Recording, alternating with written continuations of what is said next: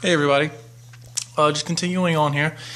This is the last volume of the History of the Lord of the Rings, which is part 4, and it is volume 9 of the Histories of Middle-earth by Christopher Tolkien.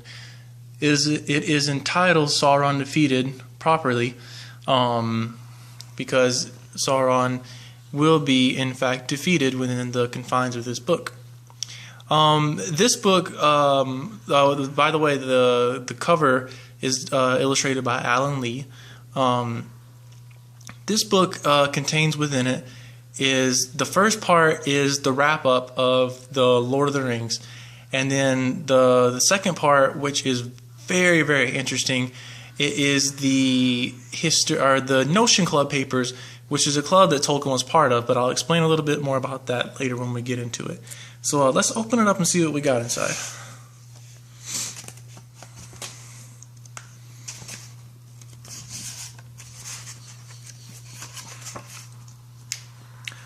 And also the Drowning of Anadune and the Notion Club papers.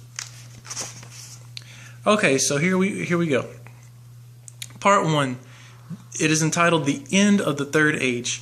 It starts out with the story of Frodo and Sam in Mordor, the Tower of Cirith Ungol, the Land of Shadow, Mount Doom, and then inevitably in Mount Doom, chapter 4, the ring is in fact destroyed.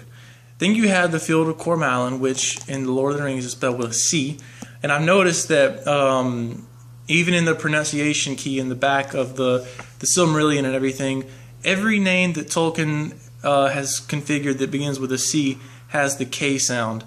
Because I remember when I started reading Lord of the Rings, I pronounced names like Celebrimbor or Celeborn. I pronounced them like Celeborn or Celebrimbor. But and then you have the Steward and the King, Many Partings, Homeward Bound, the Scouring of the Shire, which is, when I first read that chapter, I was shocked. I was like, oh no, I was like, evil has struck in the Shire, you know, the most peaceful place in Middle-earth. It's there. But it ends, you know, with the death of Saruman and Wormtongue by the hobbits, and the Grey Havens, then the epilogue. And then you have some drawings of, some drawings of Orthanc and Dunharrow, some more drawings. And then part 2 is the Notion Club papers. This is awesome how these papers were found. When I open up to that page, I'll show you guys. But let's take a look now at some of the illustrations. And this begins, you know, where the War of the Ring left off. It's the last part of the Return of the King that we've seen published. Some ideas and different versions of stories that Tolkien wrote. So and also part 3. I'm sorry. You have the Drowning of Anadune. Tolkien loved to write about Numenor. And I think that's very cool because most people that know about Tolkien hail him for the Lord of the Rings, and in the Lord of the Rings you only hear reference, not in a large proportion, but you hear reference of Numenor. But it actually plays a large role, and just because Tolkien wrote so much about it, it makes it more realistic and makes it more enjoyable to read about as a history because everything is so well developed. And I'm very grateful that Tolkien wrote so much about it, the fall of Numenor. And also in, I think, the volume 10, it says even some more things about Numenor. But okay, let's look at some illustrations here. Let's turn to page 42 and look at Mount Doom.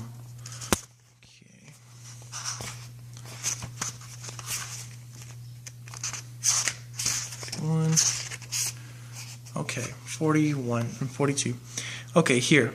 This is a drawing of Mount Doom, and you'll see up here the how in the Return of the King you hear about the pathway that led up to the mouth of Mount Doom, which is Samath Nor.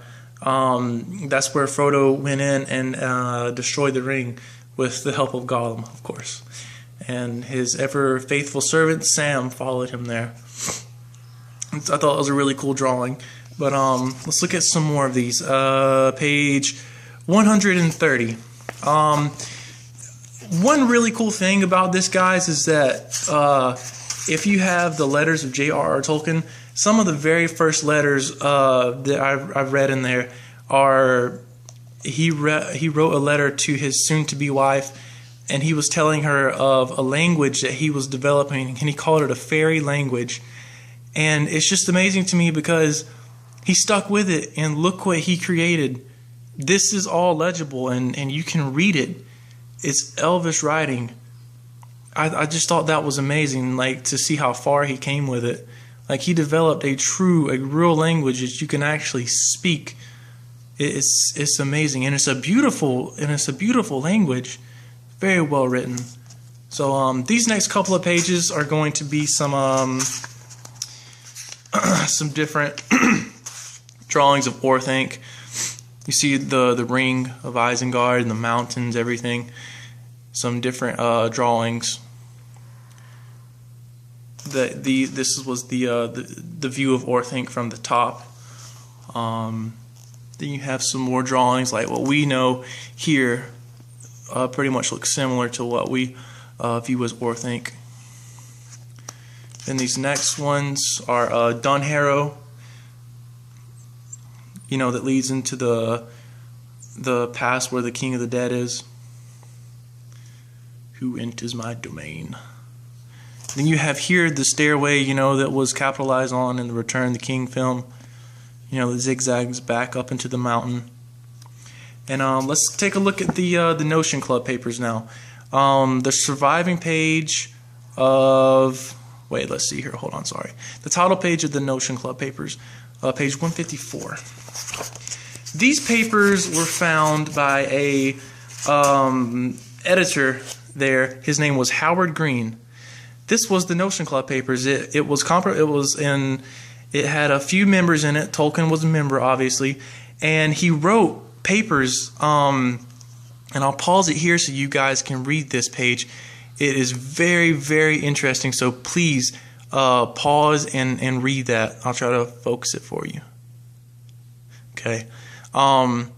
Basically, this guy, Mr. Green, he found these papers and he was intrigued by them because he just felt like whoa, like what is this? Like they were found so many years later, and I bet he wondered, like, you know, what have I came across?